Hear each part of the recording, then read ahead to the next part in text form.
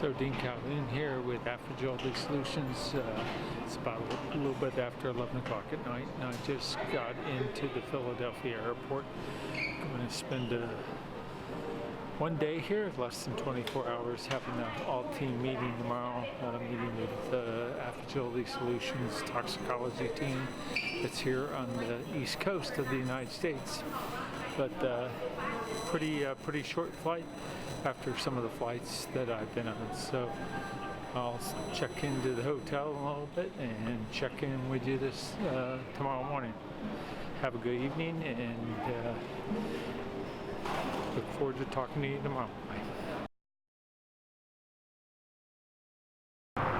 Hello everyone, Dean Calhoun here with Affygility Solutions, and I'm here with Dr. James Damewood with Affygility, and Dr. Damewood is our senior occupational toxicologist. And one of the questions we get often asked from our clients is, what is a cytotoxic compound, or is my compound cytotoxic? Jim, could you give us a little bit of insight into that? Sure, answer? Dean. Happy to address that.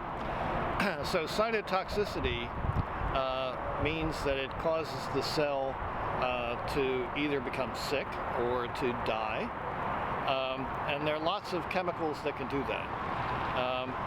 As a toxicologist, we actually focus on other hazards that are associated with chemicals because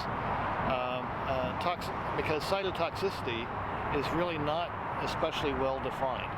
There are chemicals, like a number of anti-cancer chemicals, that are designed to kill rapidly growing cells, the cancer, but simple things like table salt, if used in a large enough quantity, can kill cells too. So it's really not something that helps define things like occupational exposure levels or acceptable daily exposures that we're really concerned with in terms of industrial hygiene. Okay, very good. Can you give us an example of something that might inappropriately get labeled as a cytotoxic compound, but it's not really in traditional sense of the word? In traditional senses of the word, ethanol might be a good simple example. Okay. Right? You know, it does actually kill cells, but it's not something that we consider it particularly hazardous as a solvent. Okay, very good. Very good. Now, the same concept of, using terms that aren't well defined, like cytotoxicity. Another term we get asked all the time is handling a hormonal product a problem.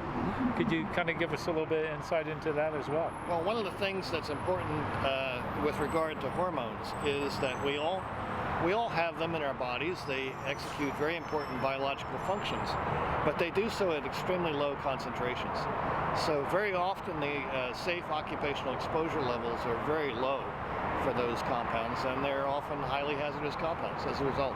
Okay, well, very good. Well, thank you for your time, Jim. Always good to see you face to face, and we'll catch you later this week. Thank you again. Great.